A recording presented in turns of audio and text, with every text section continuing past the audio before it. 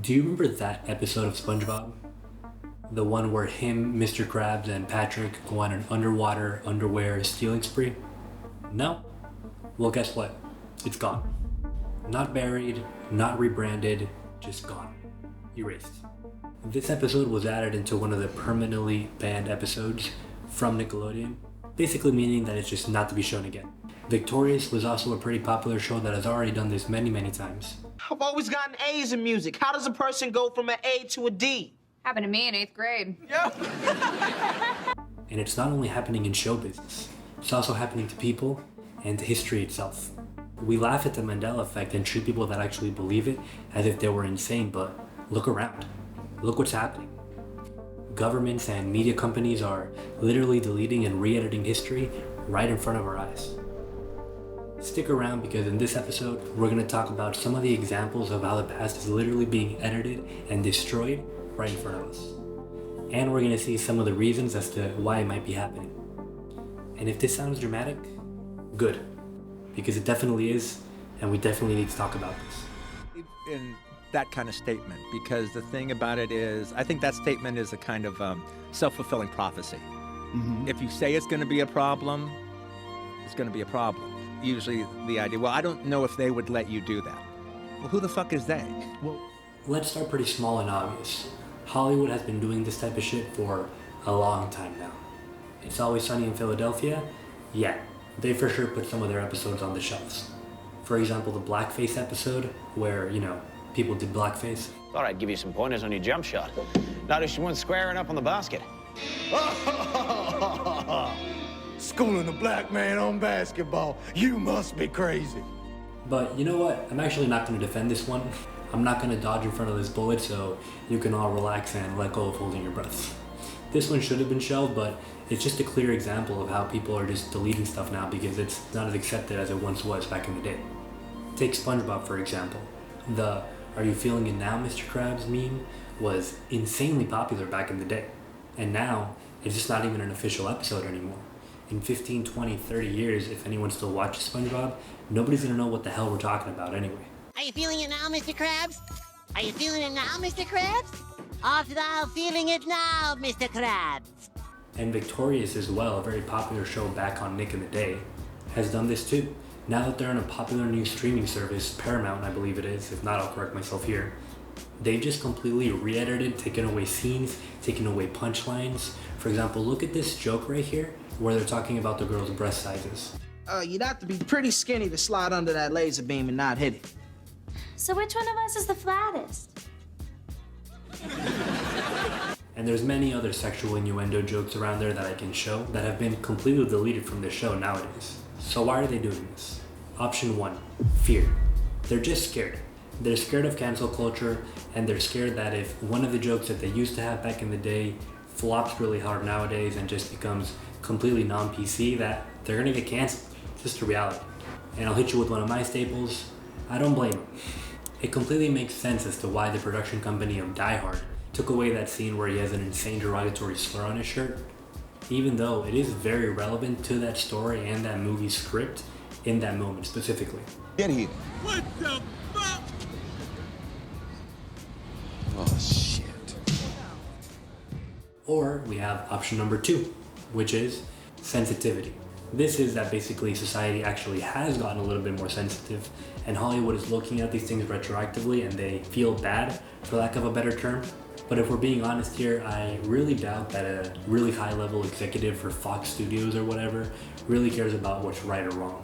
I think they just care about the bottom line and the money, and that's okay, can't blame them either. Or option number 3, and this is particularly the one I believe, which is both. At the end of the day, you have to understand that society evolves slowly and quickly at the same time. It just depends on a plethora of factors that I can't even begin to describe. So most likely, some actors do look back at their previous roles and say, maybe I shouldn't have done that. But on the other hand, you have people like Robert Downey Jr., who honestly did a tremendous job on Tropic Thunder, and if you don't agree with that, you most likely don't have a sense of humor at all. An imbecile. Yeah. Like the dumbest motherfucker that ever lived. When I was playing the character. Wendy was a character. Yeah, as Jack. I'm not here to tell you which one is which. That's for you, my dear viewer, to decide. But what I do know for a fact is that once media companies start deleting their content nothing happens, governments and therefore history will follow very soon. Alright, let's step away from cartoons for a second. Do you recognize this guy right here? No? Yeah? Well, don't worry, me neither. I didn't recognize him until I actually wrote the script for this video. But you definitely should know who he is. Charles Calvin Rogers was a black army officer who received the Medal of Honor for defending a firebase on the Vietnam-Cambodia border in 1968. He is, by all accounts, a war hero. And not only that, but he was a man who spent his entire career fighting discrimination in the army. And yet, scrubbed, deleted from the history books. With the government's new DEI cleansing, his website and memorandum was basically just deleted, gone, like that. No documentaries are going to be made about him, no notes, no post-its, just erased. I've talked about this in prior videos, but doing something like that to someone is basically killing them for the second time. If you delete a war hero from existence, you're basically stripping him of the immortality that was given to him by having a website, having memorandum, and having an award.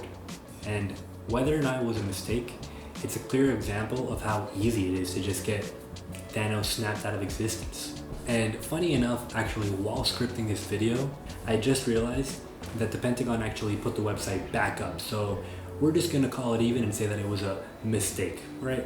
Right? Okay, sure. But why does this happen? How is it that we remember fictional war heroes from the movies, but we normally don't remember a single war veteran's name? I bet you could name the private that was stranded on the beach that one time, but you most likely can't name any war heroes from any recent or relevant time, can you? And by the way, just so no one flames me, Saving Private Ryan was actually based on a real set of brothers, so don't come for me, but the example makes sense, okay? You get the point. And if this can happen to a decorated war hero, imagine what can happen to the rest of us. I mean, what does a normal civilian like me or you do to something like this? So basically, Hollywood, companies, and even the government are just rewriting the future willy-nilly however they see fit. But let's be real for a second. Some things do deserve to be left in the past, for sure. You traitor! Don't beat me, Massa. Please don't beat me, Massa. Don't beat that tired old body. No, no. We don't really need any more racist, old-timey cartoons, I can promise you that.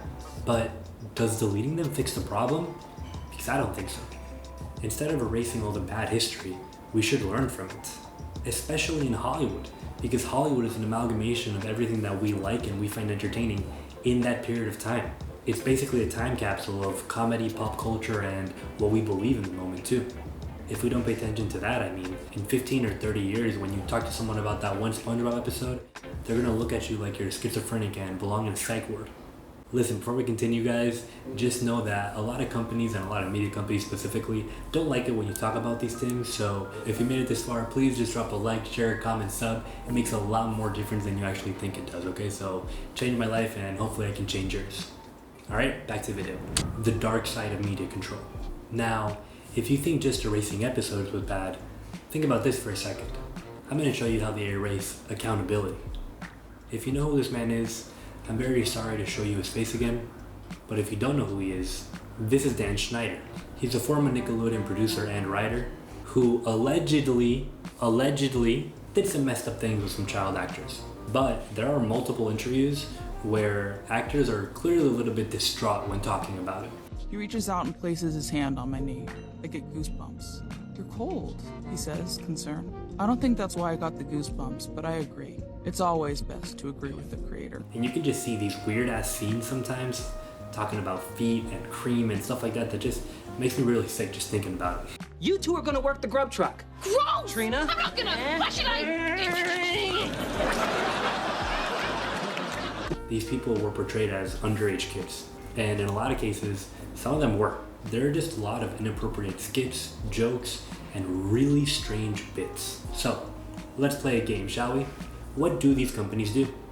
Do they hold the guilty accountable? Nope. Do they acknowledge the past? Nope. They just delete everything and pretend like it never happened.